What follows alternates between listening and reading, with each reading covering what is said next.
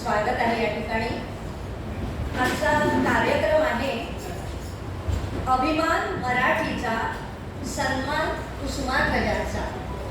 या कार्यक्रमासाठी ज्यांनी सर्वजण प्रयत्न केलेले आहेत, म्हणजे अगदी नामकरणापासून ते आज जे आपल्याला कार्यक्रमानंतर चहापान मिळणार आहे त्या बिस्किटापर्यंत ज्यांनी सगळी याची व्यवस्था आणि खूप चोख ठेवलेली आहे, ते आपले साहित्यिक, आपले सभासद, कवी, लेखक श्री अनंत जोशी यांना मी मंचावरती आमंत्रित करते।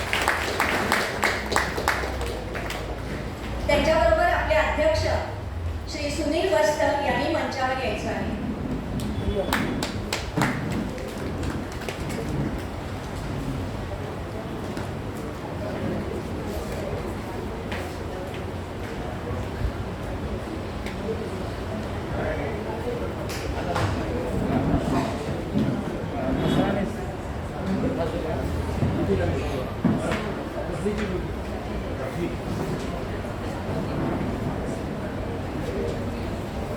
या दोघांचंही मी या ठिकाणी स्वागत करते आहे।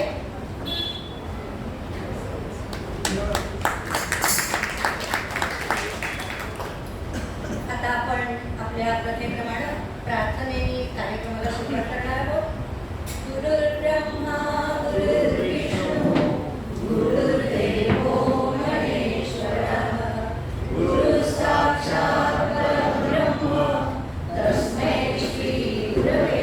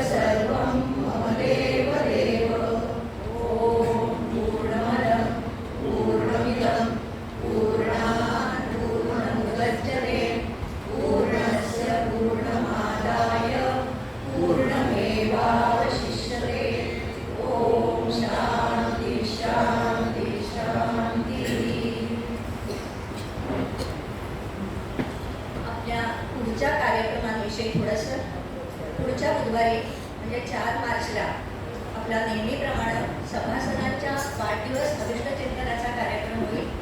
ज्या सभासदांचे वाढदिवस फेब्रुवारी महिन्यात होते त्या सर्वांनी 4 मार्चला वाढदिवसाच्या कार्यक्रमाला यायचं आहे। नेहमीप्रमाणे व्हॉट्सअपवर तुम्हाला त्याचं आमंत्रण येईलच, पण चुकून एखाद्या सभासदाचं नाव राहिलं गेलं असेल तर त्यांनी, मी नेहमी ज्याप्रमाणे सांगते की संघ आपला आहे, आपण संघाचे आहोत, या भावनेने त्या कार्यक्रमाला न चुकता, ज्यांचा वाढदिवस आहे फेब्रुवारी, त्यांनी न चुकता यायचं आहे। दुसरी एक सूचना आहे ती म्हणजे 8 मार्चला रविवारी आपल्या वार्षिक क्रीडा स्पर्धा घेण्यात येणार आहे। संभाजी मैदानाला नेहमीप्रमाणे असतात त्याच्यासाठी 20 रुपये प्रवेश फी आहे। तर ज्यांना या स्पर्धांमधून भाग घ्यायचा असेल त्यांनी जयश्री विचारे, हेमंत आरेकर, सुनील चौधरी यांच्याकडे आपली नावं, विलास चौधरी यांच्याकडे आपली नावं द्यायची आहे। आता एक सर्वांना तुम्हाला एक आनंदाची गोष्ट शेअर करायची आहे, ती म्हणजे आपले सभासद श्री शंकर पाटील यांचे सुपुत्र पंकज यांनी दिल्लीत 2 दिवस चालणाऱ्या वेट लिफ्टिंग या स्पर्धेमध्ये सुवर्ण पदक प्राप्त केलेले आहे। त्याबद्दल त्यांच्या सर्वांनी अभिनंदन करायचं आहे। शंकर पाटील उभे राहा आपण। यांचे सुपुत्र आहे, चिरंजीव आहे। तर ज्येष्ठ नागरिक संघातर्फे आपल्या चिरंजीवांचं खूप खूप या ठिकाणी अभिनंदन आणि पुढील वाटचालीसाठी त्यांना शुभेच्छा। अजून एक आनंदाची बातमी सांगते की आज हा जो आपण कार्यक्रम, हा साहित्यिक कार्यक्रम आपण या ठिकाणी करतो आहोत, या कार्यक्रमासाठी स्वयंस्फूर्तीने आपल्या विरंगुळाचे म्हणा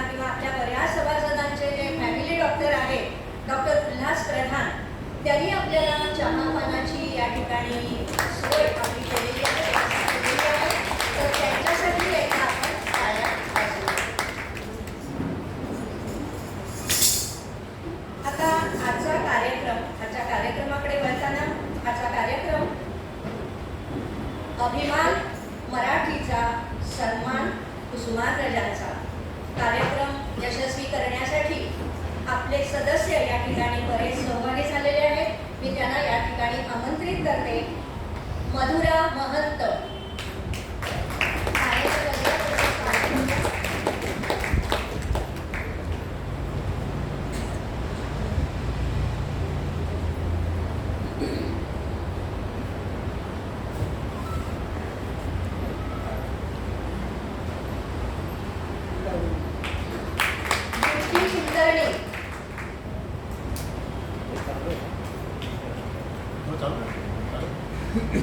दीप्ती कुलकर्णी, अरुणा अग्निहोत्री. आणि मी यांची ओळख करून देत नाही आहे कारण सगळ्या सभागृहाला यांची ओळख आहे. सगळे रथी महारथी आहेत हे, त्यामुळं त्यांची वेगळी अशी ओळख करून देत नाही आहे मी. मंगला तोत्रे,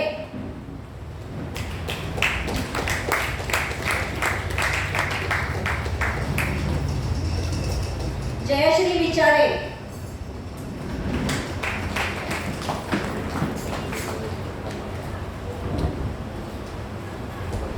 रवींद्र तरे,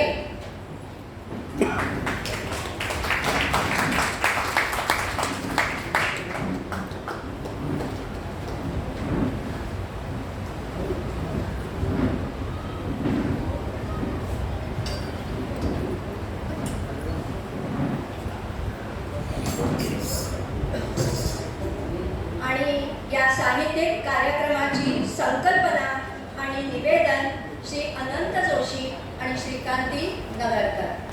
आपण आता कार्यक्रमाची सुरुवात करणार आहोत.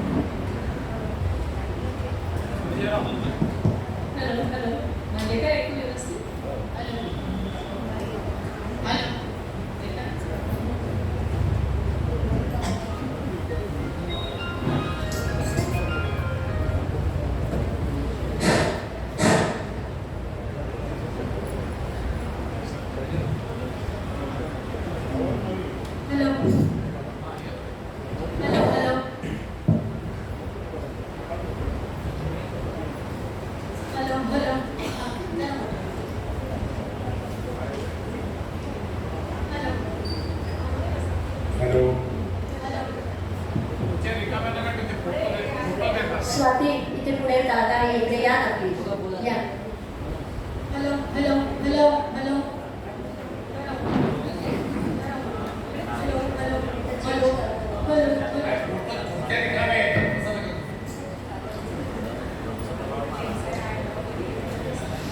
नमस्कार मंडळी. 27 फेब्रुवारी हा दिवस ज्ञानपीठ पुरस्काराचे तसेच पद्मभूषण पुरस्काराचे मानकरी कविश्रेष्ठ कुसुमाग्रज अर्थात वि.वा. शिरवाडकर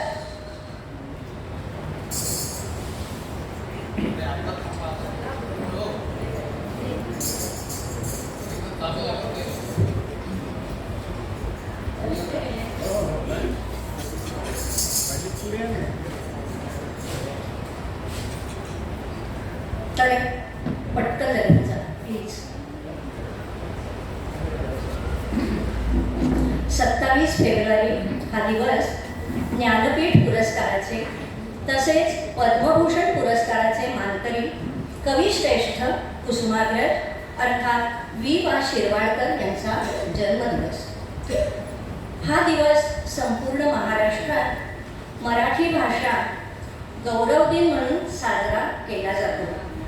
मराठी भाषा गौरव दिन हा शासकीय पातळीवर तसेच महाराष्ट्रातील हजारो साहित्यप्रेमी संस्था देखील अनेक उपक्रमांद्वारे साजरा करत असतात. आपला ज्येष्ठ नागरिक संघ देखील त्यात सहभाग घेत असतो. तर आज या निमित्ताने आपण या ठिकाणी साधारण तास सव्वा सादर करणार आहोत. या कार्यक्रमात प्रामुख्यानं कुसुमाग्रजांच्या विविध शैलीतील कविता असतील, तसेच कुसुमाग्रजांवर इतर प्रथित यश लेखकांनी व्यक्त केलेली मनोगत असतील. वेळेची मर्यादा सांभाळण्यासाठी निवडलेल्या कविता पूर्ण स्वरूपात सादर करणं शक्य होणार नाही आहे आणि त्याच्यामुळं त्यातली निवडक कडवी आपण या ठिकाणी सादर करणार आहोत. होराभूषण मधुकर अत्रे म्हणतात, मराठी मनावर अधिराज्य गाजवणारे ऋषितुल्य तेजस्वी महाकवी वी वा तथा तात्यासाहेब शिरवाडकर अर्थात कुसुमाग्रज हे वंदनीय व्यक्तिमत्व 10 मार्च 1999 रोजी अनंतात विलीन झाले. माणसावर नितांत प्रेम करणारा हा संन्यास्य दृष्टीचा तपस्वी कीर्तिरूपानं आपल्यात आहेच आणि तसा तो अनंत काळ राहणारही आहे. त्याचं स्मारक अनेक ठिकाणी उभारलं गेलं आहे. हे भाग्य कुठल्याही मराठी काय किंवा कोणत्याही कवीला लाभलेलं नाही. ते भाग्य तात्यासाहेबांना लाभलेलं आहे. इंटरनॅशनल रजिस्ट्री ऑफ अमेरिका या आंतरराष्ट्रीय तारका नोंदणी संस्थेने मिथुन राशीतील पुनर्वसू नक्षत्रातील कॅस्टर ताऱ्याजवळील रो या तारकेला कुसुमाग्रज हे नाव दिलेलं आहे.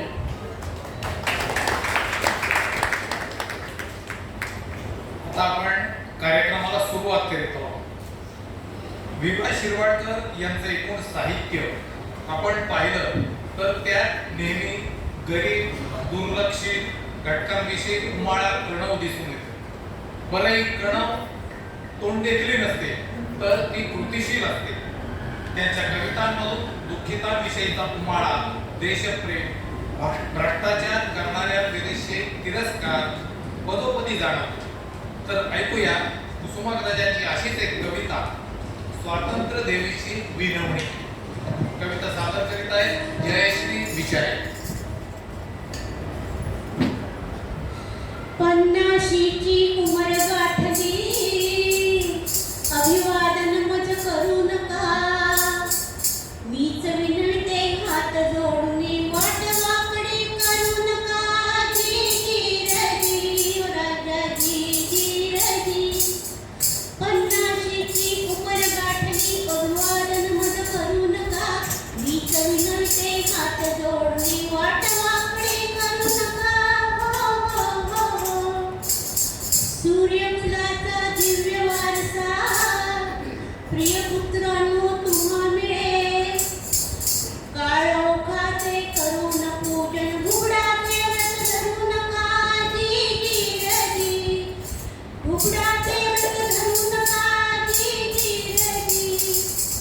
अज्ञानाच्या गळ्यात माळा, अभिमानाने घालू नका.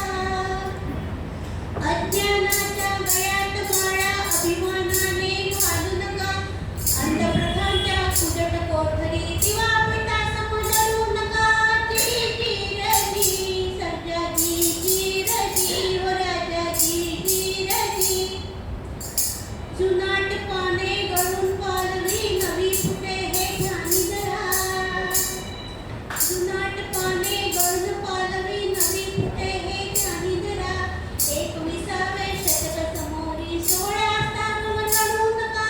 जी रजी सर्जाजी जी रजी. वेतन खाऊन काम टाळणे, वेतन खाऊन काम टाळणे हा देशाचा द्रोह असे. करतील दुसरे, बघतील तिसरे, असू सांगून सुटू नका. जी रजी. करतील दुसरे, बघतील तिसरे, असे सांगून सुटू नका. जी रजी. जनसेवेत असे कचेरी, ती डाकूंची गुहान से. जनसेवेत असे कचेरी, ती डाकूंची गुहान से. मेजा खालून मेजावरतून द्रव्य कुणाचे लुटू नका. मेजा खालून मेजावरतून द्रव्य कुणाचे लुटू नका. हो द्रव्य कुणाचे लुटू नका. हो जी रजी.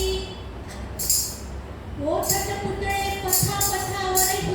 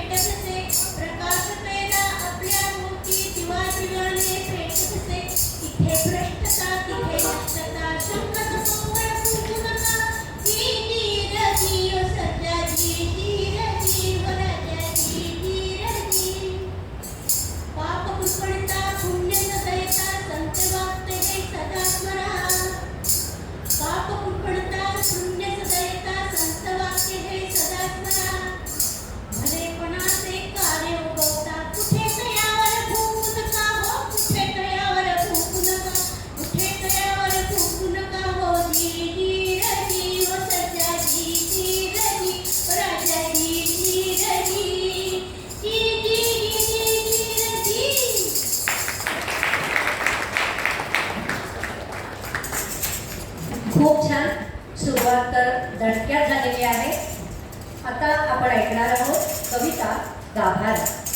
काश्मीरपासून कन्याकुमारीपर्यंत आणि आसामपासून गुजरातपर्यंत, राजस्थानपर्यंत लाखो देवळं आपल्या देशात आहेत. तिरुपती, मथुरा, अयोध्या, सोमनाथ, जगन्नाथपुरी आणि अशी कितीतरी देवालयं खरं तर संस्थानं देशभर पसरलेली आहेत. ऐकूया कुसुमाग्रजांच्या लेखणीतून साकारलेली एका देवळाच्या गाभाऱ्याची कहाणी. कवितेचं नाव आहे गाभारा आणि सादर करतायत मंगला तोत्रे. दर्शनाला आला या.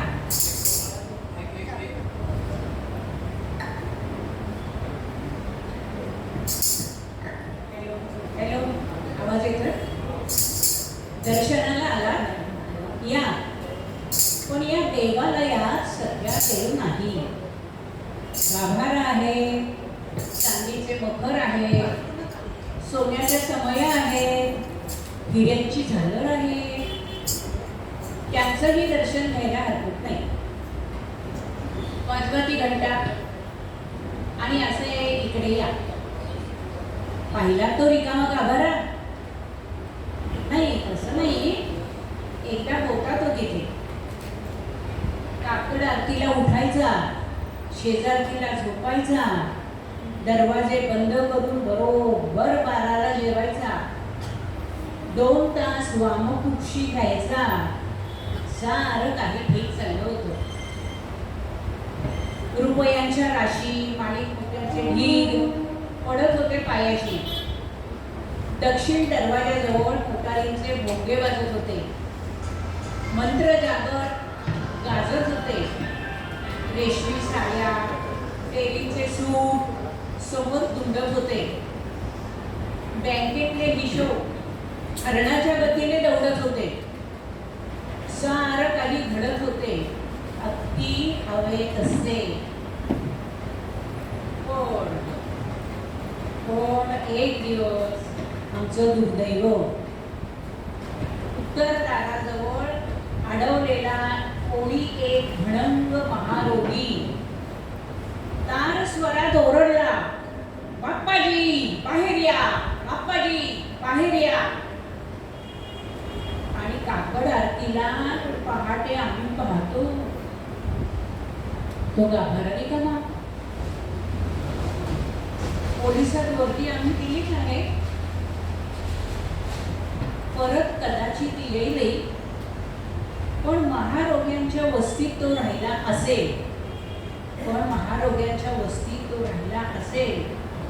तर त्याला पुन्हा प्रवेश द्यावा की नाही याचा विचार करावा लागेल.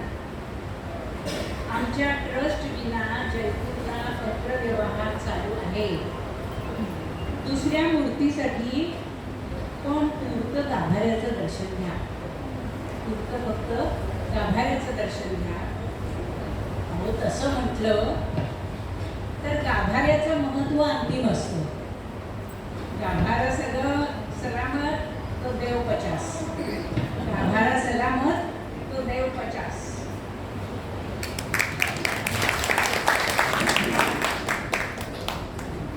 शिरवाडकरांना मोठेपणा, दामदौल मिरवणं अजिबात आवडत नसे. वास्तवात ते या सर्वांपासून नेहमी दूर राहणं पसंत करते. ऐकूया याबाबतचा डॉक्टर तारा भवाळकर यांनी कथन केलेला एक किस्सा सादर करीत आहेत श्रीकांती नगरकर. लोक मोठमोठ्या समारंभांना तात्यासाहेबांना आवर्जून निमंत्रण देतात. समारंभाचा खूप गाजावाजा होतो आणि ऐन वेळी तात्यासाहेब येतच नाही. आता हे अगदी ठरून गेल्यासारखं झाले. पण दरवेळी असं होतच असं नाही. एखाद्या अडवणी खेड्यात, शाळेत, दलित वस्तीत कोणी प्रतिकूल वातावरणात झगडत काही उभं करीत असेल तर तात्या आवर्जून तिथं जातील. तिथं आत्मीयतेनं सगळं माहीत करून घेतील. याचं कारण सर्वात मधुर स्वर ना मैफिलीतल्या गाण्याचा, ना पहाडातून झरणाऱ्या पाण्याचा. सर्वात मधुर स्वर कोठे तरी कोणाच्या तरी मनगटातील शृंखला खळाखळा फुटण्याचा. नुसती कविता नसते, तो त्यांच्या अंतर्यामीचा उमाळा असतो. एखाद्या आंतरजातीय विवाह समारंभाला तात्या आवर्जून हजर राहून आहेरही करतील. हे अनेकांनी अनुभवलेलं आहे. एरवी मोठेपणा, पाहुणे म्हणून विशेष सोयी, मानधन यासाठी हापापलेली माणसं पाहिली ना की त्या पार्श्वभूमीवर तात्यासाहेबांचं हे वेगळेपण उठून दिसतं. एक प्रकारे जातीवंत कवीला शोभेल असं हे विक्षिप्तपणही आहे. मान सन्मानाच्या पलीकडे पोचलेल्या एका अवलियाचं हे व्यक्तिमत्व आहे. मान सन्मानासाठी प्रयत्न करणं तर सोडाच, उलट तो मारा चुकवत ते बचावाचा पवित्राच घेत आलेले आहे. राजकारणी मंडळींशी मैत्री करणं, पुरस्कारांची वर्णी लावणं, यात दडलेला साहित्यिकांचा एक वर्ग असतोच असतो. तात्यासाहेबांना या प्रवृत्तीचा स्पर्श तर नाहीच, पण कोणी आपणहून असे सन्मान त्यांना दिले आणि देणाऱ्याच्या हेतूविषयी त्यांच्या मनात काही शंका आली तर ते नम्रपणे पण तितक्याच ठामपणे सन्मान नाकारतात. सन्मान चालून येण्यात व्यक्तीचा मोठेपणा असतोच, पण प्रसंगी तो नाकारण्याचा धैर्य दाखवणं हा विभूतिमत्वाचा भाग असतो. कबीरदासजींनी किंवा मीरेनं जी उदात्त फकिरी स्वीकारलेली होती, त्या फकिरीशी नातं सांगणारी ही वृत्तीच हे धाडस करू शकते. या नकारातही उद्दम अहंकार नसतो, तर एक आत्मविश्वास असतो. कैलासवासी यशवंतराव चव्हाण हे साहित्याचे आणि साहित्यिकांचे मनापासून चाहते होते. वैयक्तिक स्तरावर त्यांचे आणि तात्यांचे आपुलकीचे संबंध होते. तर ते संरक्षण मंत्री असतानाची गोष्ट, कैलासवासी यशवंतराव चव्हाण नाशिकला आले की ते नेहमीच तात्यासाहेबांना भेटायला जात. एकदा असंच ते गेलेले असताना दुसऱ्या दिवशी तात्यासाहेबांना पुण्याला जायचं होतं. यशवंतराव म्हणाले, मग चला, सकाळीच मी विमानानं जातोय, बरोबरच जाऊ. केवढा मोठा सन्मान वाटला असता एखाद्याला. तात्यासाहेबांनी काय उत्तर द्यावं? जमायचं नाही हो भल्या सकाळी, झोप होत नाही माझी, मी आपल्या दुपारी एसटीनं जाईल. त्यांच्या दृष्टीनं मान मरातब, पद, प्रतिष्ठा यापेक्षा माणुसकी ही फार मोठी मूल्य आहे. माणसातलं माणूस पण टिकलं पाहिजे, वाढलं पाहिजे. त्यासाठी त्याला सन्मानानं निर्भयपणे जगता आलं पाहिजे. स्वातंत्र्याचा खरा अर्थ तोच आहे. हा तात्यांच्या एकूण साहित्याचा संदेश आहे. आणि म्हणूनच उपेक्षितांविषयी तात्यांच्या अंतरंगात कणव आहे. काव्याच्या क्षेत्रात केशवसुतांच्या ओजस्वितेचा वारसा आणि नाट्यक्षेत्रात शेक्सपियरचा वारसा सांगणारा हा प्रतिभावंत मराठी सारस्वताला लाभला हे मराठीचं भाग्यच. हा कलंदर अवलिया कोणत्याही गौरवाच्या मागे लागला नाही, किंबहुना गौरवासाठी तो नव्हताच. गौरव त्याच्यासाठी आहे हे पुन्हा एकदा सिद्ध झाले. राष्ट्रीय स्वातंत्र्यासाठी क्रांतीचा जय जयकार करून आता अमृत महोत्सवानंतर समृद्ध प्रसन्नतेने मुक्तायनाकडे वाटचाल करणारा हा कवी आधुनिक ऋषी आहे. असा हा लखलखीत सूर्याचा वारसदार आणि प्राजक्ताच्या रूपगंधाचा उपासक आपल्यात आहे हे आपल्याला भूषणावं.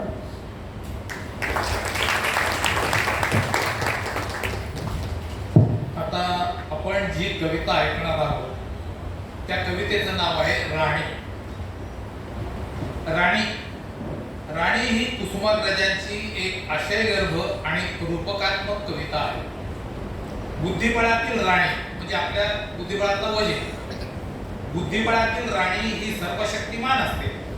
सरळ आणि तिरप्या चालींनी ती समोरच्या कुठल्याही सोबतीचा घात करू शकते, अर्थात मारू शकते. पण या आक्रमकतेत कधीतरी स्वतःचाही घात होऊ शकतो हे भान तिला राहत नाही. आणि नेमकं तसंच होतं आपल्या मानवी जीवनात देखील. काही जणांच्या बाबतीत नेमकं तसंच घडतं. ऐकूया कविता राणी. सादर करीत आहेत मधुरा महंत. राणी, तुला काळजाशी घेऊन 100 वेळा सांगितलं होतं की तू जागा सोडून जाऊ नकोस. कधी सोडलीस तर तिरपी जाऊ नकोस. जरी तिरपी जाण्याची मुभा दिली आहे तुला विधात्याने, पण अखेर डाव असा पडला की तिच्या रेषे दूरवर उभ्या असलेल्या बेसावर विपशाला घायाळ करण्याची प्राणांकित उबळ तुला आली आणि अविचारांच्या दुर्गम्य गतीने तू धावून गेलीस तुफानासारखी. या महंताच्या असावधपणावर सहजते, पण हत्या करून उभी राहिलीस त्याच्या रिकाम्या जागेवर. विजयाची विशाली हास्य हवेत पेली, पण तुझ्या हस्यातील उन्माद पटावर ओघळून पडण्यापूर्वीच तुला कळलंच नाही. शूद्र प्याद पुढे सरसावले इतर 2 प्याद्यांच्या जोरात आणि तुझ्या अरसपाणी गळावर त्याने भिरकावलाय एक भीषण दयाहीन फास आपल्या असंस्कृत मूल्यहीन सामर्थ्याचा. आता विफल झाले आहे तुझे सौंदर्य, तुझे सिंहासन, तुझ्या पदक्षेपात गुंतलेली माझी अपेक्षा. आता विफल झालं आहे तुझं सौंदर्य, तुझं सिंहासन, तुझ्या पदक्षेपात गुंतलेली माझी अपेक्षा. 3 प्याद्यांनी चिरडलेलं तुझं शव पडणार आहे पराभूतपणे त्या अटळ खोक्यामध्ये. 3 प्याद्यांनी चिरडलेलं तुझं शव पडणार आहे पराभूत अटळ प्याद्यामध्ये. तू मारलेल्या विपशाच्या शवावर, तू मारलेल्या विपशाच्या शवावर.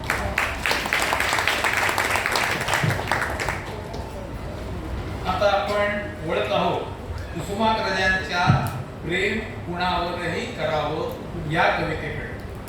ही कविता आपल्यापैकी बहुतेक जणांनी वाचली असेल आणि म्हटली असेल. या कवितेतून कुसुमाग्रजांचा विशाल दृष्टिकोन दिसून येतो. सादर करीत आहेत अरुणा अग्निहोत्री. हॅलो, आपण मराठी भाषा दिन साजरा करतोय, पण मंडळी जरा गंभीर वाटतात का? मराठी माणसाने गंभीर व्हायला पाहिजे असं काही नाही बरं का. आणि आता सादर होणारी कविता प्रेमावरती आहे. थोडे 40-50 वर्ष मागे जा किंवा 30-40 वर्ष मागे जा. सगळ्यांच्या मनात गारूड केलेली कविता. प्रेम कुणावर करावं? प्रेम कुणावर करावं? सांगा, प्रेम कुणावर करावं? प्रेम कुणावरही करावं. बरं, प्रेम कुणावरही करावं. बरं, प्रेम कुणावरही करावं. प्रेम राधेच्या वत्सल स्तनावर करावं. प्रेम कुब्जेच्या विद्रूप कुबडावर करावं. अहो, प्रेम कुब्जेच्या विद्रूप कुबडावर करावं. प्रेम भीष्म द्रोणांच्या थकलेल्या तीर्थरूप चरणावरही करावं. काय म्हणतात तात्या? प्रेम भीष्म द्रोणांच्या थकलेल्या तीर्थरूप चरणांवर करावं.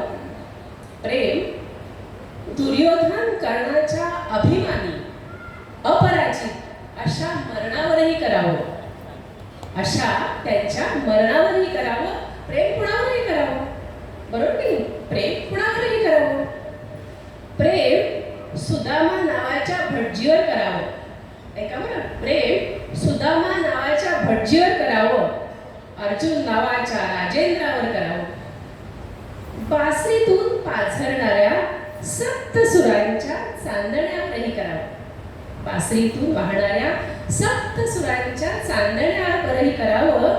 अहो, यमुनेचा डोह जहरून टाकणाऱ्या, यमुनेचा डोह जहरून टाकणाऱ्या कालियाच्या, शोलेतलं नाही बरं, यमुनेचा डोह जहरून टाकणाऱ्या कालियाच्या फड्यावरही करावं. प्रेम कुणावरही करावं. प्रेम रुक्मिणीच्या लालस ओठांवर करावं. नीट आहे का? प्रेम रुक्मिणीच्या हवेच्या लालस ओठांवर करावं, वक्रतुंडाच्या हास्यास्पद पोटावरही करावं. वक्रतुंडाच्या हास्यास्पद पोटावरही करावं. प्रेम गायीच्या नेत्रातील अथांग अशा कारुण्यावर करावं. प्रेम गायीच्या नेत्रातल्या अथांग अशा कारुण्यावर करावं. मोराच्या पिसाऱ्यातल्या अद्भुत लावण्यावर करावं. मोराच्या पिसाऱ्याच्या अद्भुत अशा लावण्यावर करावं. प्रेम काळजाच्या नात्यावर करावं. ऐका, प्रेम काळजाच्या नात्यावर करावं आणि प्रेम खडकाच्या पात्यावरही करावं. बरं, प्रेम खडकाच्या पात्यावरही करावं. थोडक्यात काय, प्रेम कुणावरही करावं. प्रेम कुणावरही करावं. प्रेम गोपींच्या मादक लीलांवर करावं. आठवा, भागवत आठवा. प्रेम गोपींच्या मादक लीलांवर करावं. अहो, पेंद्याच्या बोबड्या पोलावर पण करावं. कृष्णाचा लाडका पेंद्या त्याच्या बोबड्या पोलावर सुद्धा करावं. प्रेम यशोदेच्या दुधावर करावं. प्रेम यशोदेच्या दुधावर करावं. अहो, देवकीच्या आसवांवरही करावं. देवकीच्या आसवांवरही करावं. प्रेम बलरामाच्या खांद्यावरच्या नांगराच्या फळावर करावं. बलराम आठवा. प्रेम बलरामाच्या खांद्यावरच्या नांगराच्या फळावर करावं. अहो, कंसेन तो कंस मामा कंसाच्या काळजातल्या द्वेषाच्या जाळावरही करावं. तात्याची प्रतिभा बघा. प्रेम कंसाच्या काळजातल्या द्वेषाच्या जाळावरही करावं. बरं, आणि ज्याला तारायचंय त्याच्यावर तर करावंच. ज्याला तारायचंय त्याच्यावर तर करावंच. आणि ऐका, ज्याला मारायचंय त्याच्यावरही करावं. ज्याला मारायचंय ना त्याच्यावरती तर जास्त करावं. प्रेम कोणावरही करावं. प्रेम कोणावरही करावं. प्रेम योगावर करावं. प्रेम योगावर करावं. प्रेम भोगावर करावं. प्रेम भोगावर करावं. आणि सगळ्यात महत्त्वाचं, त्यातून येणाऱ्या अधिक अशा त्यागावर प्रेम करावं. प्रेम योगावर करावं, भोगावर करावं, पण त्यातूनही अधिक प्रेम त्यागावर करावं. प्रेम चारी पुरुषार्थाची झिंग देणाऱ्या जीवताच्या द्रव्यावर करावं. प्रेम चारी पुरुषार्थाची झिंग देणाऱ्या जीवताच्या द्रव्यावर करावं. आणि पारध्याच्या बाणानं घायल होऊन, पारध्याच्या बाणानं घायल होऊन अरण्यात कुठेतरी एकाकी पडलेल्या स्वतःच्या शवावर सुद्धा करावं. स्वतःच्या शवावर सुद्धा करावं. कारण प्रेम आहे माणसाच्या संस्कृतीचा सारांश. प्रेम आहे माणसाच्या संस्कृतीचा सारांश. त्याच्या इतिहासाचा निष्कर्ष. त्याच्या इतिहासाचा निष्कर्ष. आणि प्रेम आहे भविष्यातल्या त्याच्या अभ्युदयाची एकमेव आशा. एकमेव आशा. एकमेव आशा. प्रेम कुणावरही करावं. आणि प्रेम करत असताना तात्यांच्या या गाण्यावरही, या कवितेवरही खूप खूप प्रेम करावं. एकदा जोरदार टाळ्या तात्यांच्या या गाण्यासाठी. कार्यक्रमाच्या पुढे वळताना पंढरपूरला गेल्यावर विठ्ठलाचं दर्शन घ्यायचं असतं, तसं नाशिकला गेल्यावर तात्यासाहेबांकडे जायचं हा शिरस्ता महाराष्ट्रातील बहुतेक साहित्यिक आणि साहित्यप्रेमी अलिखितपणे पाळत असतात. दार घराचे सदैव उघडे म्हणतात त्याप्रमाणे कुसुमाग्रजांकडे जाण्यासाठी कुठल्याही परवानगीची गरजच नसते.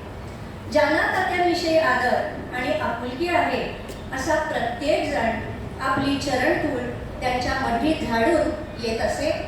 असाच एक किस्सा आहे सुप्रसिद्ध साहित्यिक रमेश मंत्री यांनी सांगितलेला. किस्सा अगदी छोटासा आहे पण तितकाच तो बोलका आहे.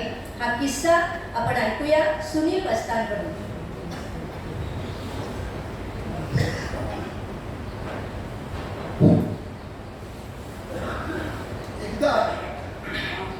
एकदा मी तात्यासाहेबांकडे बसलो होतो. प्रभाकर पाध्ये यांच्या पत्नी कमल पाध्ये गावाहून आल्या. त्या हातात सामान घेऊन आल्या. त्या तात्यासाहेबांना म्हणाल्या, या रिक्षावाल्याला तुम्ही काय ते सांगा. त्यावरून लक्षात आलं काही प्रवास भाड्याच्या पैशातून हा वाद निर्माण झाला आहे. पण हा वाद उलटा होता.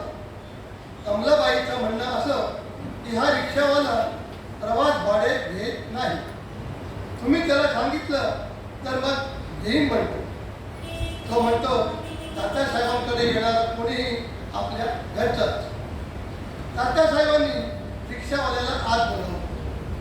पण त्याला पाहिल्यावर त्यांनी कमलाबाईला सांगितलं, अरे हा तर राम, हा भाडे घेणार नाही. रिक्षावाल्याने जाताना तात्यासाहेबांना वाकून नमस्कार केला आणि त्यांचा चरण स्पर्श केला. हेच मानधन घेऊन तो निघून गेला. आजकालच्या वृक्ष व्यापारी व्यवहाराच्या जगात माणसामध्ये प्रेम राहिलं नाही. अशी कुरकुर अनेक माणसे तात्यासाहेबांकडे खाजगीत किंवा जाहीररित्या करतात. पण तात्यासाहेबांकडे तास 2 तास बसलं की तर आजच्या धकाधकीच्या जीवनातही माणुसकीचा धरा कुठे कुठे अखंड वाहतो आहे हे सहज दिसून येईल. धन्यवाद.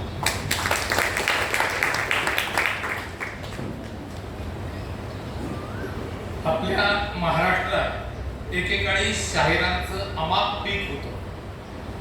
पठ्ठे बापूराव, अनंत फंदी, पिलाजीराव सरनाईक ही शाहीर मंडळी चांगलीच चमकली होती. शाहीर अण्णाभाऊ साठे, शाहीर अमर शेख, शाहीर साबळे, राम जोशी, शाहीर गवाणकर, शाहीर आत्माराम पाटील, होनाजी बाळा, परशुराम असे बिन्नीचे कितीतरी शाहीर महाराष्ट्रात होऊन गेले. काढ सखे गळ्यातील तुझे चांदण्याचे हात असे लिहिणाऱ्या कुसुमाग्रजांनी शाहिरी फटका लिहिला असेल यावर पटकन विश्वास बसत नाही. पण कुसुमाग्रजांनी तो लिहिला आहे आणि नावाप्रमाणे जनतेला शब्दरूपी फटके मारले आहेत. ऐकूया तो फटका. सादर करीत आहेत दीप्ती कुलकर्णी.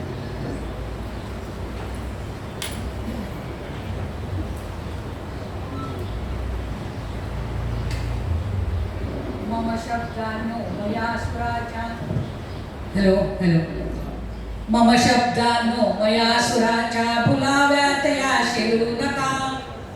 मम शब्दानो मया सुराच्या भुलाव्यात या शिरू नका. निरर्थकाच्या रंग महाली पदर दुखाचे धरू नका. निरर्थकाच्या रंग महाली पदर दुखाचे धरू नका. असंभवनातून भ्रमू नका. शून्याचा रस पिऊ नका. असंभवनातून भ्रमू नका.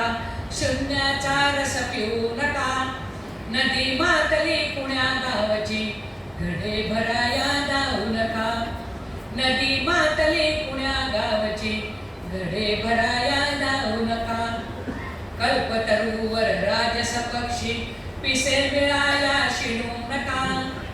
कल्पतरूवर राजस पक्षी पिसे मिळाया शिणू नका. इंद्रधनुच्या पुलावरोनी पहिलं जायचे म्हणू नका. इंद्रधनुच्या पुलावरोनी पहिलं जायचे म्हणू नका. आकाशाची असीम महती गणू नका पण हिणक समाती. अहो आकाशाची असीम महती गणू नका पण हिणक समाती. ज्वलनास्तव जर जन्म आपुला जळावयाला भिवू नका. अहो ज्वलनास्तव जर जन्म आपुला जळावयाला भिवू नका. अहो जळावयाला भिवू नका. अहो जळावयाला भिवू नका.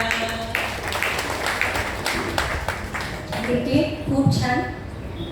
आता सादर होणारी कविता इथं उपस्थित असलेल्या प्रत्येकानं पहिलीत म्हणा, दुसरीत, तिसरीत शाळेच्या बाकावर बसून उच्चारावात म्हटलेली आहे.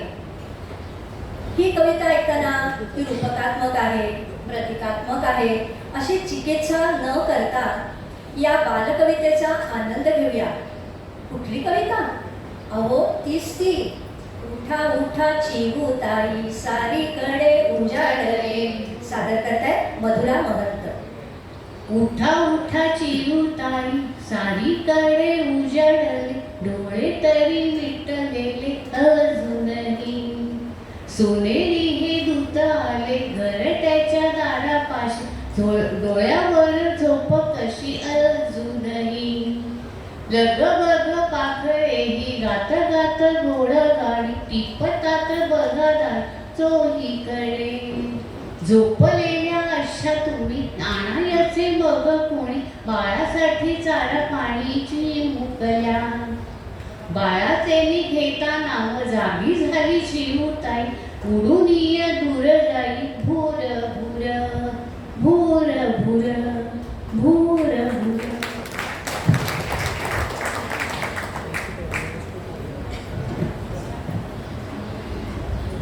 आता आपण ऐकणार आहोत उस्मान गजांची 1938 साली प्रकाशित झालेली आली नकुल ही कविता.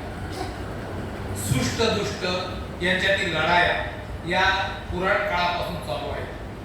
अशी लढाई चालू असताना आजूबाजूची जनता कधीतरी भयभीत होते. लढणारे तुल्यबल असतील तर त्या दोघांचा द्वेष बघण्यासारखा असतो. शेवटी सुष्टांचा जय आणि दुष्टांचा पराजय होतो आणि जन आनंदित होतात. ऐकूया कविता आही नकुल. सादर करीत आहेत अनंत जोशी आणि श्रीकांती नगरकर.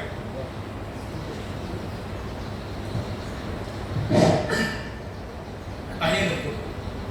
पोतीत विखारी वातावरणी आग कावळसे झालीत गावा मंथर नाग. पोतीत विखारी वातावरणी आग कावळसे झालीत गावा मंथर नाग. मधुनीच उबारी फणा करी उत्कार मधुनीच उबारी फणा करी उत्कार.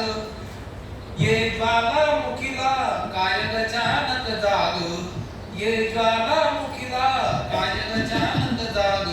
कधी अवचित पाते खदकाचे लवलवते कधी वज्रधरेवर गगनातून कडकडते. कधी गर्भ रेशमी पोतमध्ये जरतार प्रमदेचे पादक वस्त्र जणू सळसळते. मार्गावर याच्या लवत तृणांची पाती पर्णावर सुमने मोडून माना पडती. थरथरती झुडपे हादरती नववेली जग गुलाम सारे या सम्राटा भवती. हा थांब कुणाची जाळीमध्ये चाबूल अंगार कणापरी नय कुणाचे लाल.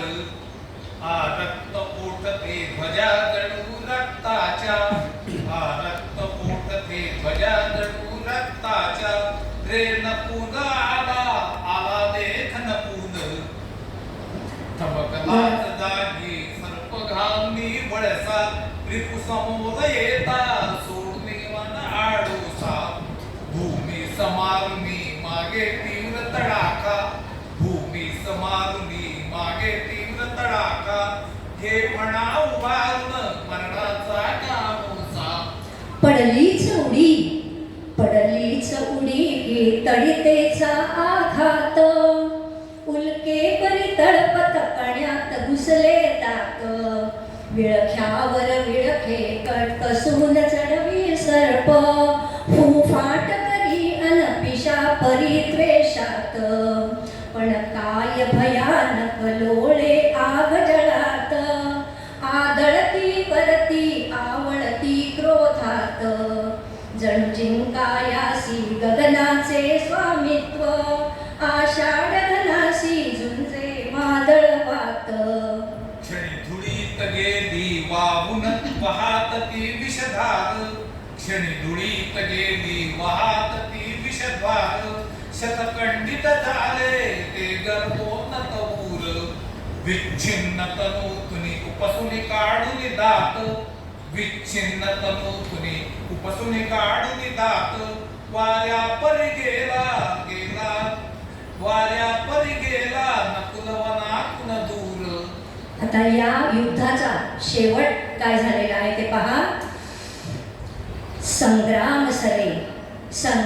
सरे रक्ताचे ओघळ जाती आनंदे नाते हाती त्यात तृणांची पाती पिंजुनी कापसा परी पडे तो नाग ते खंडगिळाया जमले कीटक भोती ते खंडगिळाया जमले कीटक भोती. तात्यासाहेब शिरवाडकर त्यांच्या काळात एक उत्तम दर्जाचे कवी, लेखक आणि नाटककार म्हणून गणले जातात. प्रत्येक कविता, प्रत्येक कवीला, लेखकाला वाटे तात्याने आपल्या पुस्तकाला प्रस्तावना लिहावी, किमान पक्षी प्रकाशन समारंभाला हजर राहावे. बऱ्याचशा साहित्यप्रेमी संस्थांना वाटे आपल्या वार्षिक समारंभांना तात्यांनी प्रमुख पाहुणे म्हणून यावे, पण तात्या सहसा कोणाला होकार देत नसत. खूप आग्रह झाला तर बघू म्हणून टांगते ठेवी आणि शेवटच्या क्षणी काहीतरी क्षुल्लक कारण सांगून समारंभाला जात नसत. कुसुमाग्रजांच्या जवळची जी मित्रमंडळी होती त्यांना हे सगळं पाठ झालं, पण ज्यांना या गोष्टीची कल्पना नसते किंवा नसायची ती मंडळी नाराज होत असत आणि काही जण अक्षरशः शंख करीत असत. अर्थात कुसुमाग्रजांना त्यामुळे काहीच फरक पडत नसे. ऐकूया तात्यांचे परममित्र श्री वारा ढवळे यांनी त्यांना आलेल्या एक अनुभव कथेला आहे. ऐकूया, सादर करीत आहेत दीप्ती कुलकर्णी. हॅलो. अत्यंत बेजबाबदार सामाजिक बांधिलकी मान्य करूनही आपल्याला काही सामाजिक कर्तव्य असतात हे त्यांच्या खिसगंटीतच नाही मुळे ती कर्तव्ये सोयीस्कर रीतीने हे विसरतात. कोण हे मी विचार सांगतो, थोड्या धीरानं घ्या. असं मला सांगताना तो गृहस्थ मात्र तावातावाने ते बोलत होते. एखाद्या समारंभाला अध्यक्ष म्हणून बोलवण्यासाठी यांना पत्र पाठवले तर त्याचे साधे उत्तरही नाही, म्हणून परतीचे पैसे आगाऊ भरून त्यांना तार पाठवावी तर ती उघडूनही हे पाहत नाही. टेबलावर ती तशीच पडून राहते ह्यांच्या. ही काय रीत झाली? पण कुणाबद्दल बोलता तुम्ही हे? मी पुन्हा विचारलं. अजून तुमच्या लक्षात कसं आलं नाही? आश्चर्य आहे. तुमच्या तात्याबद्दल बोलतो आहे मी, ते गृहस्थ उत्तरले. कोण तात्या? मी खुलासा मागितला. तुम्ही तर कमालच करता बुवा. अहो, तात्या म्हणजे तुमचे आणि आमचेही बरं का. वी वा शिरवाडकर उर्फ कवी कुसुमाग्रज. एवढी बेपर्वा वागणूक शोभते का त्यांना?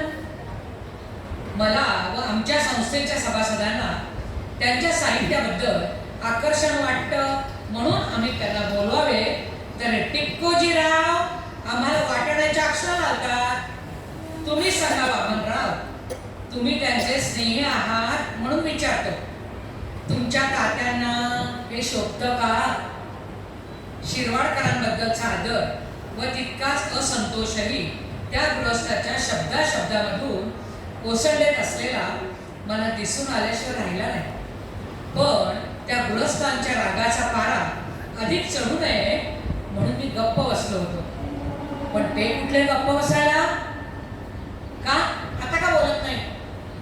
ते तुमचे स्नेही आहेत म्हणून मी बोलतोय ते तुम्हाला अप्रिय वाटत असेल, पण माझ्या बोलण्यात काही गैर आहे का? तुम्ही सांगा. माझ्या मर्मस्थानाला जणू त्या गृहस्थाने हात घाली मला आवाहन केले. हे गृहस्थ एका सामाजिक सांस्कृतिक संस्थेचे एक कार्यकर्ते होते. इतर पुष्कळांप्रमाणेच तात्यांबद्दल त्यांचाही प्रचंड गैरसमज झालेला दिसला. त्यांची अडचण मी समजू शकत नव्हतो असं नाही, पण म्हणून त्यांना थोडे गोंजारून त्यांचा झालेला गैरसमज दूर करण्याचा प्रयत्न करणार तोच. इतका वेळ त्यांचे बोलणे ऐकत असलेले इंदूरचे कार्यकर्ते जणू त्या गृहस्थांना पाठिंबा देण्याच्या हेतूने म्हणाले, कुसुमाग्रजांबद्दल आमचाही अनुभव हे गृहस्थ म्हणाले तसाच आहे. ते मराठी साहित्य संमेलनाचे अध्यक्ष होण्यापूर्वीची ही घटना आहे.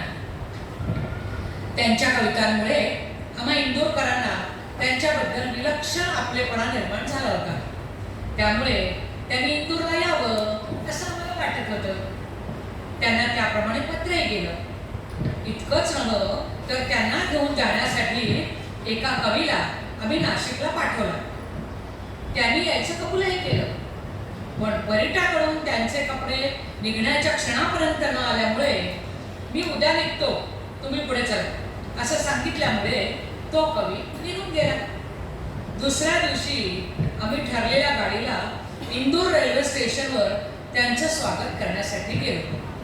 आम्ही गाडी स्टेशनात आल्यावर ती सबंध शोधली पण ते आलेच नाही. निराश होऊन आम्ही परत घरोघरी गेलो. बोला, आता काय म्हणाल तुम्ही याला? तात्यांच्या स्वभावाची पूर्ण कल्पना मला असल्यामुळे या इंदूरकरांचाही काहीतरी विलक्षण ब्रह्मघोटाळा झाला असावा असेच मी मनात समजलो. त्यांच्या आरोपात अगदीच तथ्य नव्हतं असं नाही बरं, पण ते आरोप तात्यांची स्वभाव प्रवृत्ती लक्षात न घेता गैरसमजावर आधारलेले होते. म्हणून त्यांच्याशी मी उगाच वादविवाद करत बसलो नाही. सबब ही लंगडी असूनही चालते हे खरे, मात्र समज हे गैर असल्यानेच वाड्यासारखे पसरत जातात. हेच गैरसमज पसरत असतानाच त्यांना आख्यायिकांचं अगर दंतकथांचंही स्वरूप प्राप्त होतं. पण तात्यांबद्दल असे अनेकांचे गैरसमज झालेले आहेत. इतरांचं सोडा, खुद्द माझा सुद्धा त्यांच्याबद्दल सुरुवातीला असाच विलक्षण गैरसमज झाला होता. पण वेळीच त्यांना जर मी भेटलो नसतो तर तो गैरसमज मनात खोल दरी मारून बसला असता.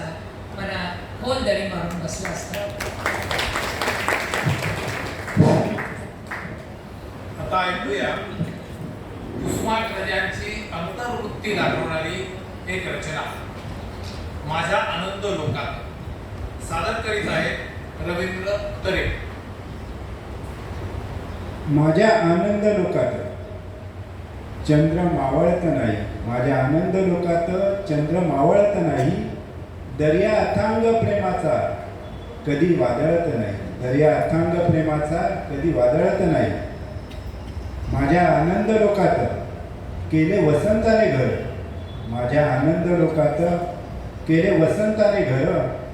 आंब्याच्या फांदीला कुठे कोकिळेचा स्वर, आंब्याच्या फांदीला कुठे कोकिळेचा स्वर. सात रंगांची मैफल वाहे इथे हवेतून, सात रंगांची मैफल वाहे इथे हवेतून.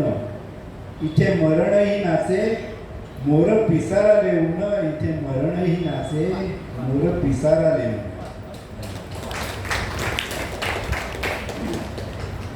आता पुढच्या वळणावर आपण एक कविता बघणार आहोत. आगगाडी आणि जमीन ही कुसुमाग्रजांची अशीच एक रूपकात्मक कविता. एखादा बलवान, दांडगा आणि राकट माणूस दररोज मनमानी करीत असतो. त्यातून त्याला आपला स्वार्थ साधत असतो. तो आपल्या वागण्यामुळे कुणी दुखावे, कुणाला इजा होईल याची त्याला अजिबात फिकीर नसते. एखादी अत्याचारित व्यक्ती या हडेहप्पीपणाचा होणारा त्रास कितीही काकुळतीला येऊन सांगत असली, विनवणी करीत असली तरी तो बलवान तिकडे ढुंकूनही पाहत नाही. उलट अशी माणसं मनमानी करताना सहकार्याला प्रोत्साहन देत असतात. हीच गोष्ट कुसुमाग्रजांनी आगगाडी आणि जमीन या कवितेतून रेखाटलेली आहे. कविता सादर करतायत मंगला तोत्रे. प्रेक्षक हो, तुमची आणि माझी एक आवडती लहानपणची कविता आहे. गाणं म्हणूया. झुकू झुकू झुकू झुकू आली न गाडी, गुरांच्या रेषा हवेत सोडी, पळती झाडे पाहूया. आता पळती झाडं तर सोडून द्या, पळत्या इमारती दिसतात आणि त्या सुद्धा इतक्या पळत असतात की त्याचं नाव सुद्धा वाचता येत नाही. इतक्या वेगवान हल्ली गाड्या झालेल्या आहेत. कुसुमाग्रजांच्या काळामध्ये एकदा एकदा आगगाडीचा असा मोठाच्या मोठा अपघात झाला. गाडी अक्षरशः पुलावरून कोसळली आणि असंख्य लोक मृत्यू पावले. आणि त्यावेळेला त्यांना ही कविता सुचली, आगगाडी आणि जमीन. यामध्ये आगगाडी आणि जमीन यांचा संवाद आहे. तो ऐका.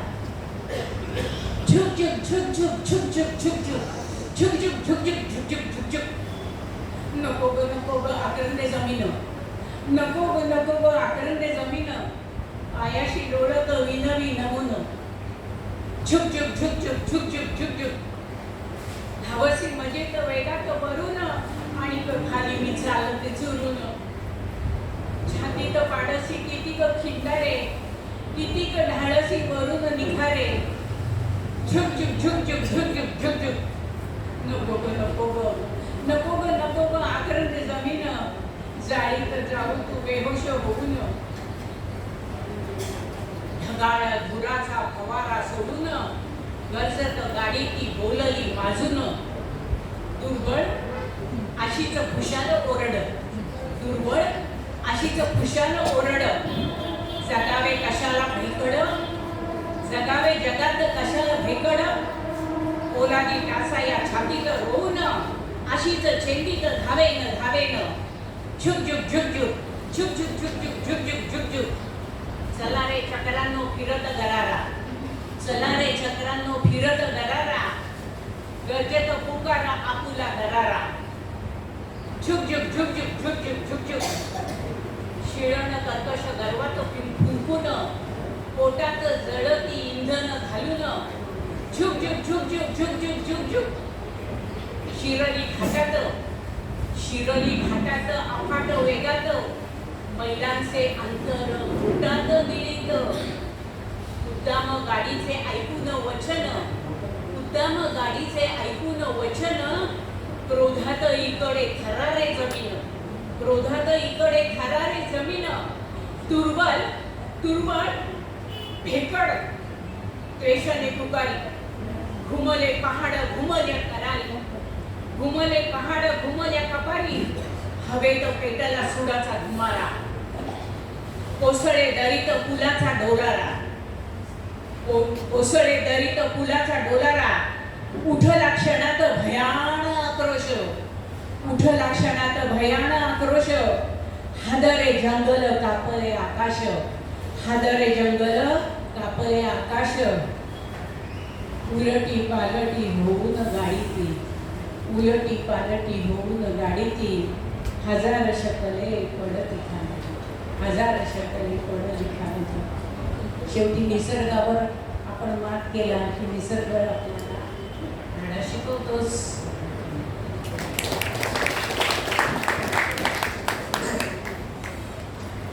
कवी कुसुमाग्रज एक राजहंसी साहित्यिक होते. त्यांच्या चालण्या बोलण्यात एक राजहंसी डौल होता. दुसऱ्याची चेष्टा किंवा कुचेष्टा ते परोक्ष किंवा अपरोक्ष कधीही करीत नसत. ते कुणाविषयी कधीही वाईट बोलत नसत आणि त्यांच्या बैठकीतल्या इतरांनाही ते तसं करू देत नसत. एका अर्थानं हा माणूस संत होता. ऐकूया प्रसिद्ध साहित्यिक श्री प्रभाकर पाध्ये यांचे त्या बाबतीतले विचार. सादर करीत आहेत अरुणा अग्निहोत्री.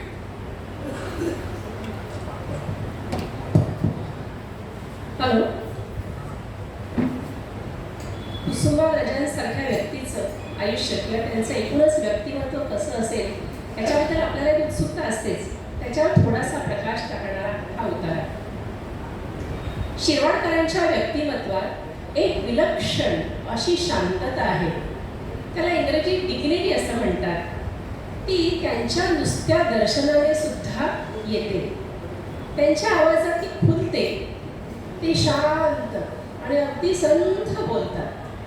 त्यांच्या आवाजात एक विलक्षण असा गळो आहे, पण त्याच्यात मादकता नाही आहे. तो केवळ निर्मळपणा.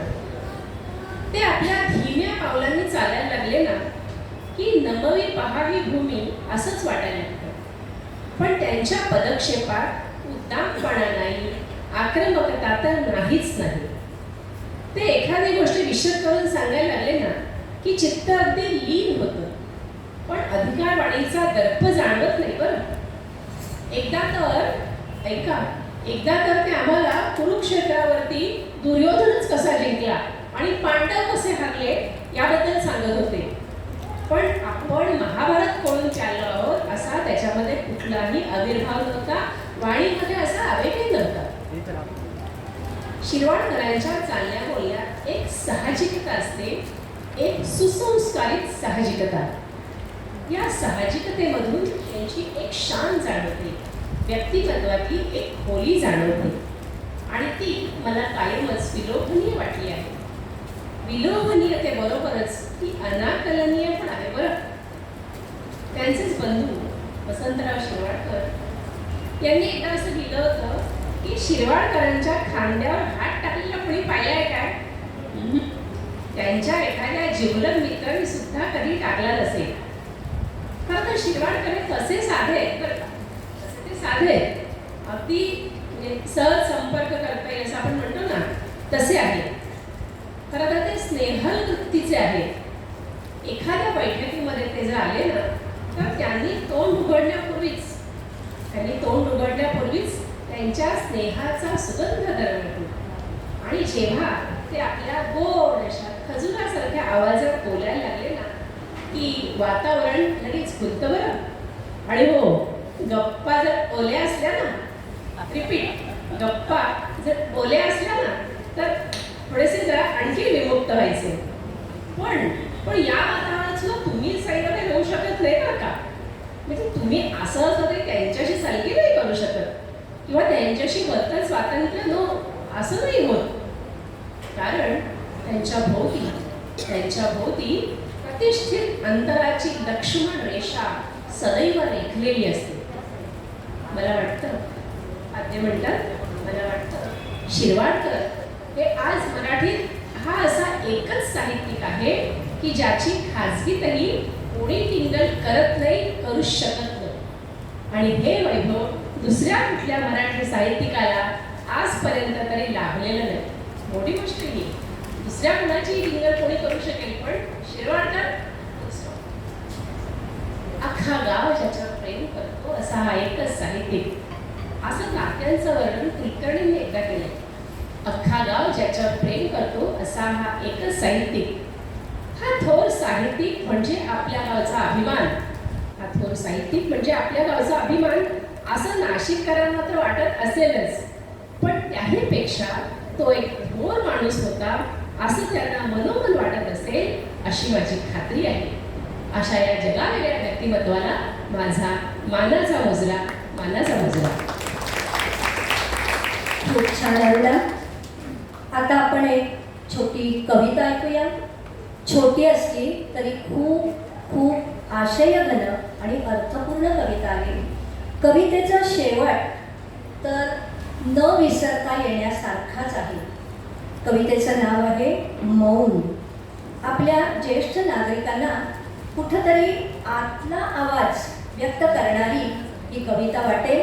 सादर करतायत श्री अनंत जोशी. शिरवाडकरांची कविता मौन. शिणलेल्या झाडापाशी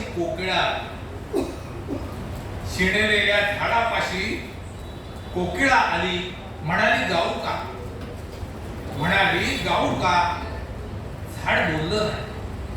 झाड बोललं नाही, कोकिळा बोलून गेली. शिणलेल्या झाडापाशी सुगरण आली, म्हणाली घरटं बांधू का. झाड बोललं नाही, सुगरण निघून गेली. शिणलेल्या झाडापाशी चंद्रकोर आली, म्हणाली जाळीत लपू का.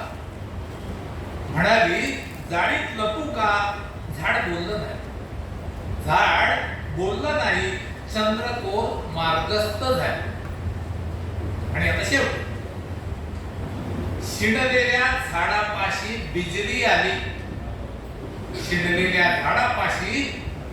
आली, म्हणाली मिठीत घेऊ का, म्हणाली मिठीत घेऊ का. झाडाचं मौन सुटलं, झाडाचं मौन सुटलं. अंगा अंगातून होकाराचं तुफान उठलं, अंगा अंगातून होकाराचं तुफान उठलं.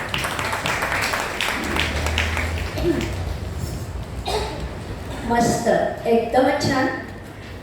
आता पुढे वळताना अगोदर आपण अनेक उतार्यातून बघितलेलं आहे की तात्यासाहेबांचा संबंध अनेकविध प्रकारच्या लोकांशी येत होता.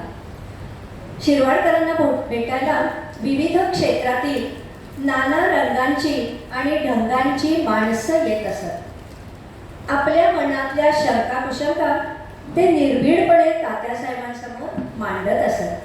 त्यातलाच एक किस्सा डॉक्टर तारा भवाळकरांनी सांगितलेला सादर करतायत जयश्री विचारे.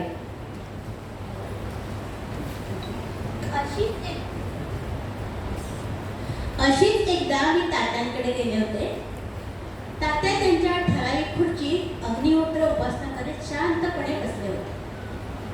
शेजारच्या खुर्चीत एक फाटकासा दिसणारा मळकट कपड्यातला काहीसा ओंगळ माणूस आवेशाने बोलत होता. मध्येच मी टपकले. या डॉक्टरांकडे आहेत, यांनाच विचार असं म्हणून मला त्यांच्या ताब्यात देऊन स्वतः तात्या मात्र नावाने वेळवून गंमत बघत राहिले. झालं तरी काय असं मी विचारल्यावर ते थोडक्यात म्हणाले, रामायणातला राम मांसाहारी होता की नाही असा गहन प्रश्न या ग्रस्तांसमोर आला. गृहस्थ आवेशाने म्हणाले, तात्या म्हणतात राम मांसाहारी होता. मी म्हणतो एवढा मोठा देव तो मांसाहारी कसा असेल, तुम्हाला काय वाटतं? माझ्या लक्षात हा सगळा प्रकार आला. आपण थोडीशी गंमत करावी म्हणून मी म्हटलं, अहो तात्यांचा राम मांसाहारी होता, तुमचा नव्हता, संपला वाद. पण गृहस्थ अधिकच उसळले. म्हणाले, तुम्ही अगदी तात्यांच्या सारखेच आहात. याचं उत्तर आता शास्त्री बुवा देऊ शकतो. तात्यांना म्हटलं त्यांना पत्र लिहा, पण त्यांनी नाही लिहिलं. अखेर मीच लिहिलं. शास्त्री बुवा कोण? मला अडाणी प्रश्न. मनात वाटलं नाशिक आमचं भिक्षुकांचं गाव असं कसंच कोणीतरी. पण तात्या मिश्किलपणे हसत म्हणाले, शास्त्री बुवा म्हणजे लक्ष्मण शास्त्री जोशी. मी आवक. या गृहस्थांनी अशा प्रश्नासाठी लक्ष्मण शास्त्रीला पत्र लिहिलं. क्षणभर काय बोलावं ते कळेना. तात्याच पुढे म्हणाले, यांना लक्ष्मण शास्त्रींनी अजून उत्तर पाठवलं नाही म्हणून ते अस्वस्थ आहे. तर सारांश काय, तात्यासाहेबांच्या दरबारात अशीही बंदी असतात आणि चहा पाणी देऊन त्यांचं अगत्यही राखलं जातं. धन्यवाद. खूप छान जयश्री. आता आपण पुढच्या कवितेकडे वळणार आहोत. जगात देव आहे की नाही हा खरं तर आपल्या सगळ्यांना पडलेला प्रश्न नेहमीचाच आहे. पण बालपणातील संस्कारक्षम वयापासून देव आहे, तो सर्वशक्तिमान आहे, करता करविता तोच आहे. त्याच्याच कृपेनं आपलं आयुष्य निर्विघ्नपणे सुरू असतं. काही विपरीत घडलंच तर तो नशिबाचा नियतीचा भाग असतो. देव त्यात ढवळाढवळ करत नाही. असं अनेक बाबा, बापू आणि महाराज आपल्याला पदोपदी सांगत असतात. आपणही श्रद्धेपोटी किंवा पापविरूपणा म्हणून देव आहे हे गृहीत धरूनच चालतो. पण आयुष्यात काही अप्रिय घटना घडतात, त्याची तर्कसंगती लागत नाही. आणि अशाच वेळी एखादा नास्तिक शिस्तबद्धपणे आपला बुद्धिभेद करण्याचा प्रयत्न करतो. या संभ्रमावर भाष्य करणारी कुसुमाग्रजांची एक कविता ऐकूया. कवितेचं शीर्षक आहे तो आणि सादर करतायत अनंत जोशी.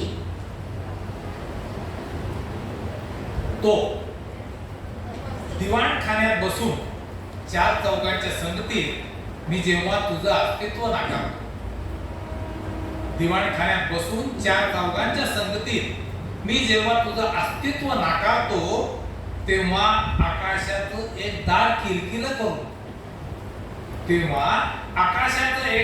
किलकिलं करून तू पाहतोस माझ्याकडे कौतुकानं. तू पाहतोस माझ्याकडं कौतुकानं आणि कुतूहलानं नाही. आणि सगळे निघून गेल्यावर ताऱ्यांच्या अंधुक प्रकाशात तू उतरतोस माझ्या एकांतात.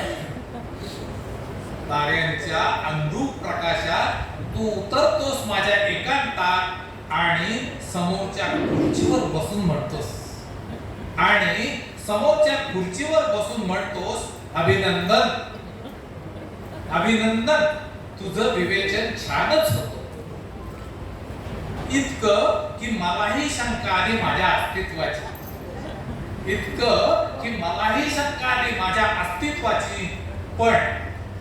पण तरीही मला एक माहित आहे मला मानणाऱ्यांमध्ये तू अग्रेसर आहेस.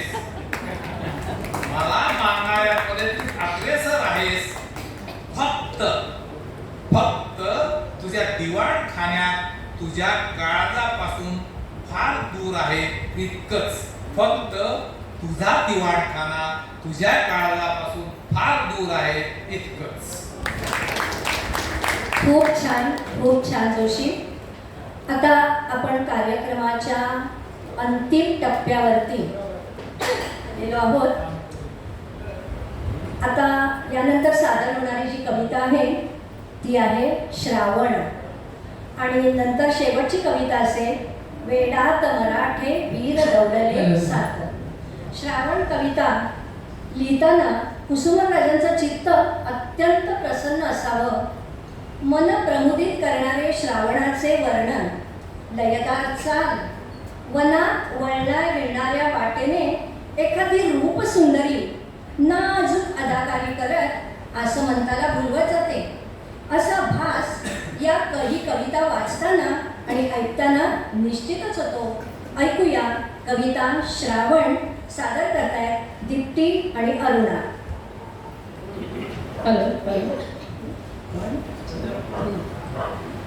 हसरा नाचरा नाचरा जरा सारा जरा हसरा नाचरा जरा सारा जरा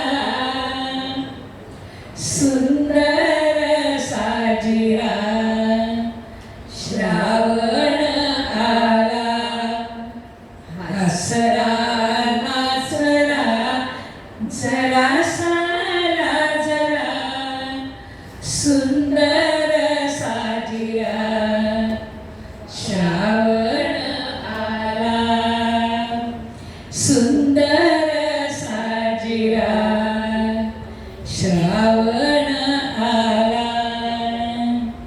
तांबूस कोमल पाऊल टाकीत भिजल्या मातीत श्रावण आला सुंदर साजिरा श्रावण आला सुंदर साजिरा श्रावण आला. वाऱ्याच्या संगती खेळत लाटांशी झिम झिम धारांची श्रावण आला.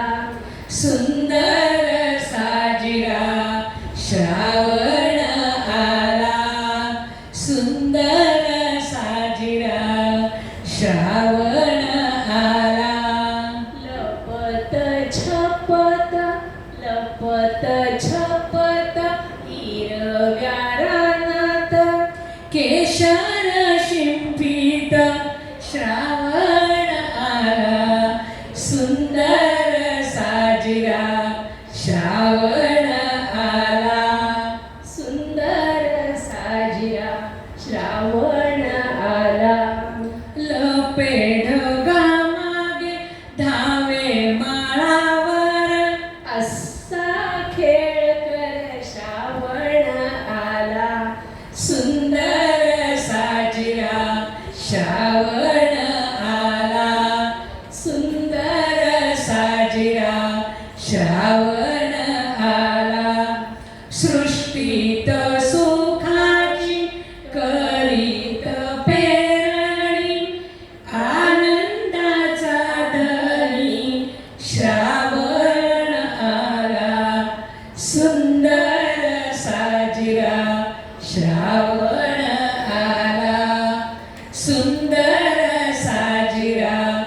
श्रावण आला हासरा नाचरा जरा सारा जरा हासरा नाचरा जरा सारा जरा सुंदर साजिरा श्रावण आला सुंदर साजिरा श्रावण आला श्रावण आला श्रावण आला.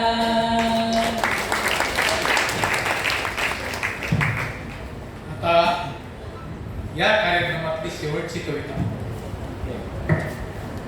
शिवछत्रपतींना जे पूर्ण 50 वर्षांचं आयुष्य लाभलं त्यात त्यांनी स्वराज्याची स्थापना केली, महाराष्ट्र धर्म जागवला आणि वाढवला.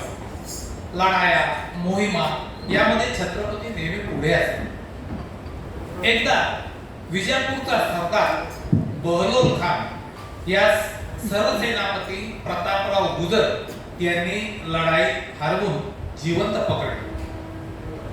बहलोल खानानं माफी मागितली व मराठी मुलखावर परत हल्ला करणार नाही असं वचन दिलं.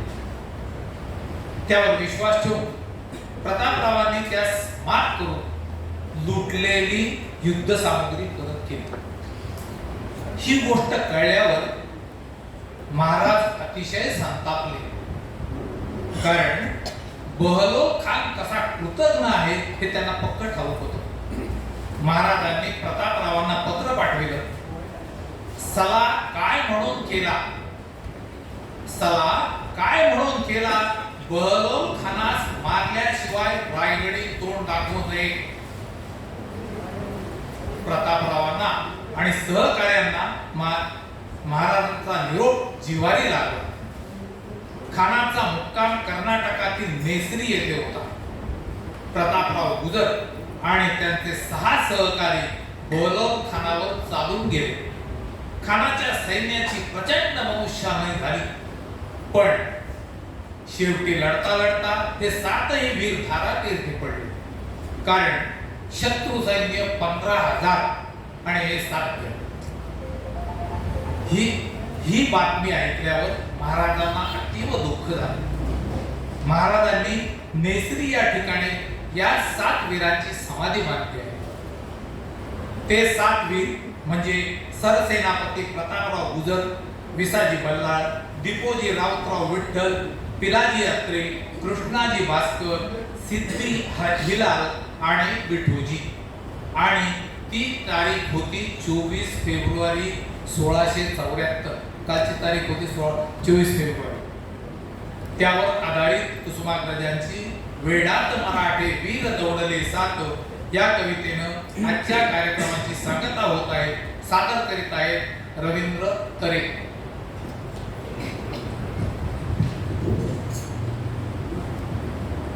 ज्ञानातून उसळे तलवारीची पात, ज्ञानातून उसळे तलवारीची पात, वेळात मराठे वीर दौडले 7, वेळात मराठे वीर दौडले 7, वेळात मराठे वीर दौडले 7. ज्ञानातून उसळे तलवारीची पात, वेळात मराठे वीर दौडले 7, वेळात मराठे वीर दौडले 7, वेळात मराठे वीर दौडले 7.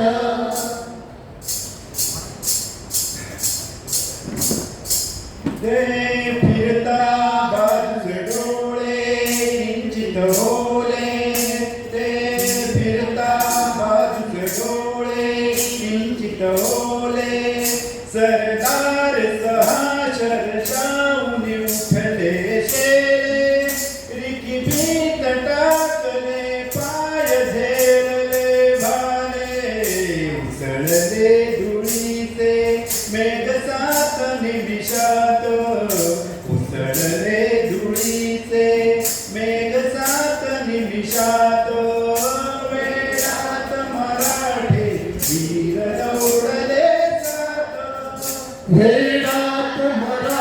वीर दौडले सात वेळात मराठे वीर दौडले सात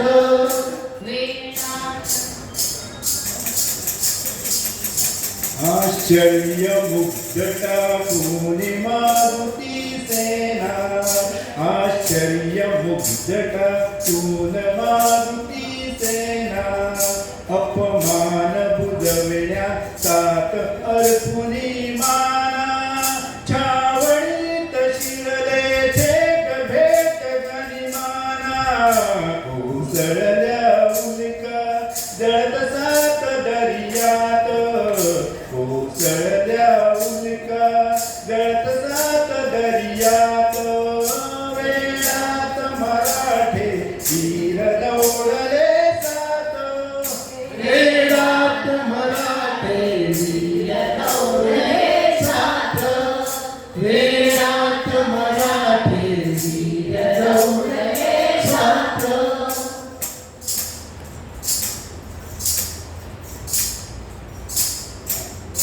खालूनी आगवर आग आग बाजूनी खालूनी आगवर आग आग बाजूनी समशेर उकळली शस्त्र कुरै मारी गर्दीत लोपले सात जीव ते मारी खगसात जळाले अभिमानी वणव्यात खगसात जळाले अभिमानी वणव्यात वेळात मराठे वीर दौडले सात वेळात मराठे वीर दौडले सात वेळात मराठे वीर दौडले सात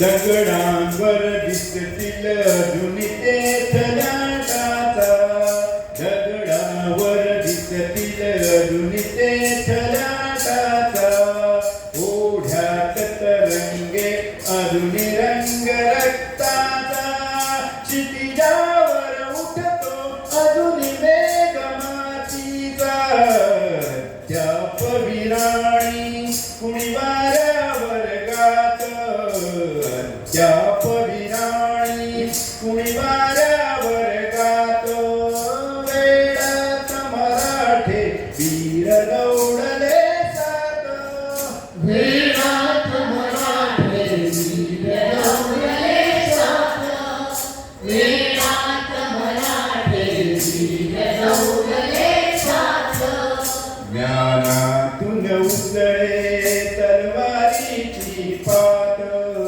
ज्ञानातून उसळे तलवारीची पात वेळात मराठे वीर दौडले सात वेळात मराठे वीर दौडले सात वेळात मराठे वीर दौडले सात वेळात मराठे वीर दौडले सात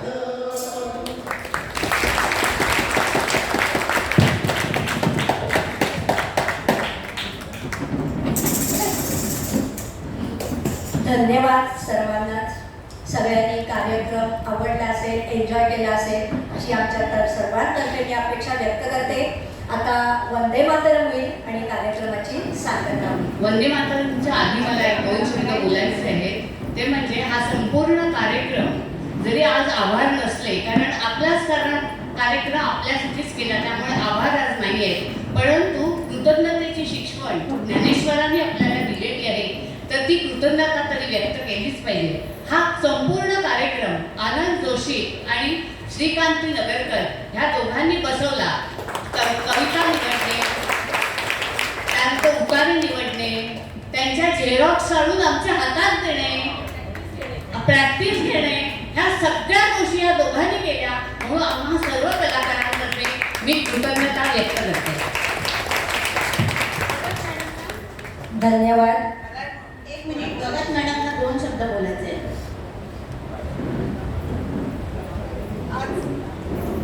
नमस्कार.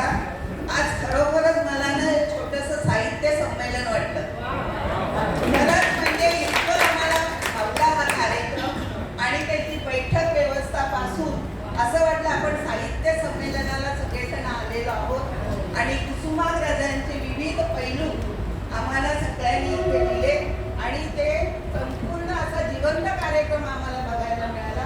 त्यामुळे तुम्हा सगळ्यांचे खूप खूप आभार. आम्हाला त्या दिवसात तुम्ही देऊन गेला. भगत मॅडम आम्हाला भरून पावलं आज, त्याच्याशिवाय दुसरा शब्द नाही. बरोबर.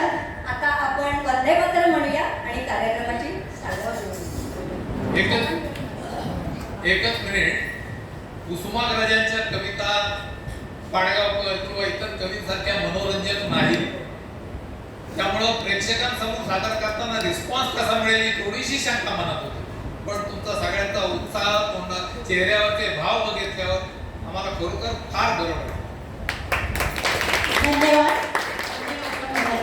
वंदे मातरम् वंदे मातरम् सुजला सुफला मलयज शीतला सस्य श्यामला मातरम् वंदे